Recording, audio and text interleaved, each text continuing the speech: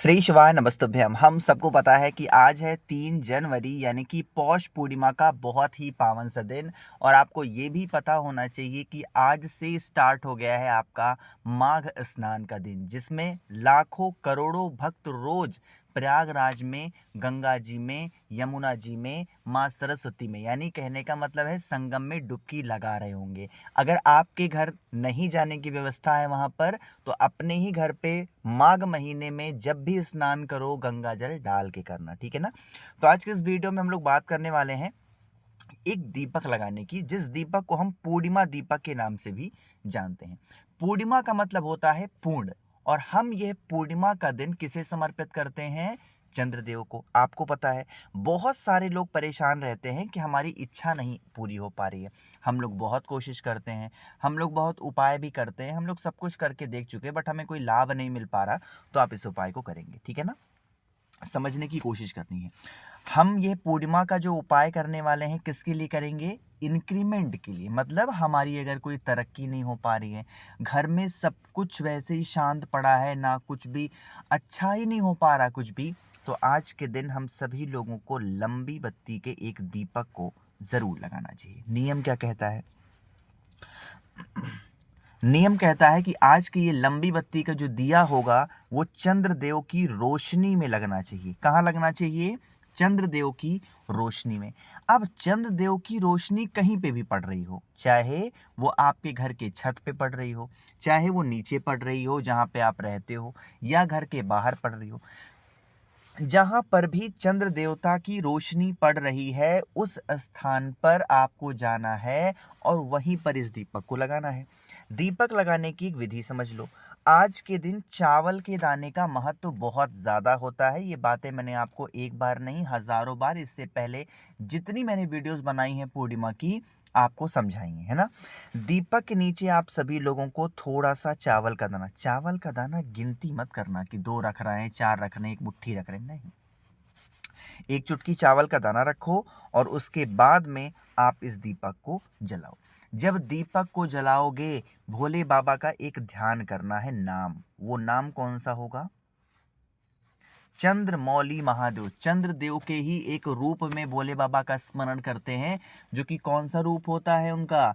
चंद्रमौली महादेव का रूप होता है। उन्हीं के नाम से हम सभी को इस दीपक को लगाना है। दीपक हमेशा पूर्णिमा की तिथि का, अगर लंबी बत्ती का लगा रहे हो तो घी का लगेगा, ठीक। घी का दिया लंबी बत्ती का चावल के दाने के ऊपर जो भी व्यक्ति पूर्णिमा तिथि पे लगाता है चंद्रमौली महादेव का ध्यान करके, उसकी बरसों पुरानी कितनी भी बड़ी विशेष हो, इच्छा हो जो अधूरी रह जा रही है, वो इच्छा पूरी जरूर हो जाती है, ठीक है ना। करिएगा जरूर सभी लोग, किसी को भूलना नहीं है। आगे बढ़ते हैं। इस वीडियो पे हम लोग करने वाले अपने दूसरे उपाय की तरफ, जो कि हमें करना होगा भाई चावल के दाने के साथ में। यह उपाय पूज्य गुरु जी ने अपनी कथा में कम से कम 1000 बार बताया होगा। अगर आप गुरु जी की कथा को नियमित रूप से और बहुत ही अच्छे तरीके से सुनते हो और समझने की कोशिश करते हो, है ना।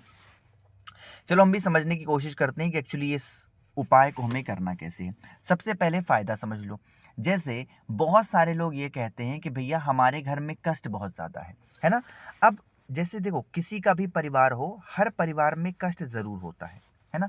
किसी के घर में धन का कष्ट है, किसी के व्यापार का, किसी के रिश्ते नहीं अच्छे हैं, है ना। किसी को कर्ज बहुत ज़्यादा है, किसी घर में लड़ाई हो रही है, कहीं रोग बीमारी ज़्यादा है। ऐसे ही हज़ारों कष्ट लोगों के घरों में हैं। और हर एक कष्ट जिसके घर में होता है उसको लगता है यही कष्ट सबसे बड़ा है, इसके बाद सारा कष्ट छोटा है ना। हर परिवार के अपने अलग कष्ट हैं। जो भी आपको तकलीफ है, चावल का एक दाना ले लो, बस ज़्यादा नहीं लेना, सिर्फ चावल का एक दाना लो। चावल के दाने के साथ में अब हम कष्ट का उपाय कर रहे हैं, तो बेलपत्र कैसे भूल सकते हैं, तो एक बेलपत्र भी लेना। इन सभी चीज़ों को लेकर के पहुंच जाना देवाधिदेव महादेव के शिवलिंग के पास में। यहाँ पर एक नाम लिखने जा रहा हूं, उस नाम को नोट कर लो। क्या लिखा हुआ है? चंद्रेश्वर महादेव। एक पहला उपाय हमने किसके नाम से किया? चंद्रमौली महादेव। जो दूसरा उपाय हम करेंगे वो किसके नाम से करेंगे? चंद्रेश्वर महादेव। नियम समझो, जो आपके पास में चावल का एक दाना है, उस चावल के एक दाने को भोले बाबा के शिवलिंग के ऊपर चढ़ाना, पहला काम। जब पहला ही चावल का दाना समर्पित करोगे तो उसी टाइम पे किसका ध्यान कर लोगे? चंद्रेश्वर महादेव का। ठीक है ना, बोल दिया। अब यहां पर अपने जीवन के कष्टों को कब बोलोगे? जब बेलपत्र चावल के दाने के ऊपर समर्पित करोगे, इसी टाइम पे आपको जो आपकी तकलीफें हैं, जो आपकी प्रॉब्लम है, जो आपकी समस्या है, वो आपको भोले बाबा से कहनी है। ठीक है ना, चावल का दाना पहले और फिर चावल के दाने के ऊपर बेलपत्र। अब यहाँ पर आप लोगों के पास में एक तांबे के पात्र में जल होना चाहिए और फिर उस जल से बिल्कुल धीरे धीरे, जल की धार तेज नहीं होनी चाहिए, बिल्कुल स्लो मोशन में धीरे धीरे अगर आप समर्पित कर देते हो श्री शिवाय नमस्तुभ्यम का जप करके, तो इससे आपके घर में, परिवार में किसी भी रूप में कैसा भी कष्ट होगा तो वो कष्ट धीरे धीरे खत्म जरूर हो जाएगा। ये बहुत स्पेशल सा, बहुत ही प्यारा सा उपाय था, आप सभी को अपने घर पे उपाय करना है। अच्छा, एक चीज और समझिएगा, जब कभी भी बातें हों किसी विशेष स्थिति में, विशेष कष्ट के लिए, या विशेष ऐसा कोई दिन आ जाए, जैसे प्रदोष आ जाए, मासिक शिवरात्रि आ जाए, भोले बाबा का दिन सोमवार का आ जाए ना, या फिर अमावस्या आ जाए, पूर्णिमा आ जाए, कोई विशेष दिन हो, कोशिश किया करो जो भी उपाय करो वो प्रदोष काल में करना। ठीक, प्रदोष काल कब होता है? जब सूर्यास्त हो जाता है, उससे आधे घंटे पहले और आधे घंटे बाद का समय होता है सूर्यास्त का। उस टाइम पे करने से भोले बाबा की असीम कृपा आप सभी के घर परिवार पे बनी होती है। ठीक है ना, चलिए, तो यहाँ पर हम लोगों ने बात कर ली है अपने 2 उपाय की। आगे बढ़ते हैं इस वीडियो के हम लोग अपने तीसरे उपाय की तरफ, और ये जो उपाय हम लोग करने वाले हैं ये करेंगे इच्छा पूर्ति के लिए। कहने का मतलब क्या है कि जैसे 2025 में ना ऐसा कुछ हो गया कि आपकी कोई ऐसी कामना थी जो आप पूरी नहीं करा पाए, मतलब कोई चीज़ ऐसी थी जो आपको खरीदना था, आप नहीं खरीद पाए, या आपको पैसे की कमी हो गई, या फिर किसी भी रीज़न से आप नहीं ले पाए, या आपकी वो इच्छा थी कुछ करने की, नहीं हो पाया, तो आप इस उपाय को करेंगे। लेकिन उससे पहले बताना चाहता हूँ, एक छोटा सा ऑफर चल रहा है 6 जनवरी तक, और वो ऑफर ये कहता है कि अगर आपके घर में धन की कमी है तो 7 मुखी रुद्राक्ष धारण कर लो, और अगर घर में लड़ाई होती है तो 9 मुखी रुद्राक्ष धारण कर लो। इनमें से कोई एक रुद्राक्ष या दोनों आप मुझसे लेते हो या खरीदते हो तो इसके साथ में आप लोग को बहुत सारी चीजें फ्री दूंगा। जैसे 5 मुखी रुद्राक्ष आपको फ्री मिलेगी, 3 मुखी रुद्राक्ष आपको फ्री मिलेगी, आपको कमल गट्टे की पूरी माला ही फ्री में मिलने वाली है, प्लस महादेव का श्रृंगार करने के लिए आपको 50 ग्राम भस्म फ्री में मिलेगा, जो कि बेल की छाल से बनाया है, वो भी मैंने खुद ने बनाया है ना, और फिर 4 स्टिकर श्री शिवाय नमस्तुभ्यम के, ये भी आपको बिल्कुल फ्री में मिलेंगे। तो इन सभी चीज़ों का अगर आपको लाभ उठाना है तो आप मुझे करेंगे इस नंबर पे व्हाट्सएप 8299419143।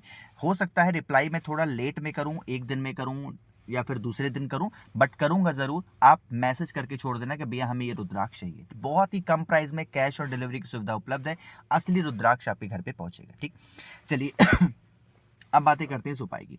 ये उपाय बहुत ईजी है, बहुत ही आसान सा उपाय है, कुछ भी नहीं करना है, सिर्फ 2 सामान लेने हैं।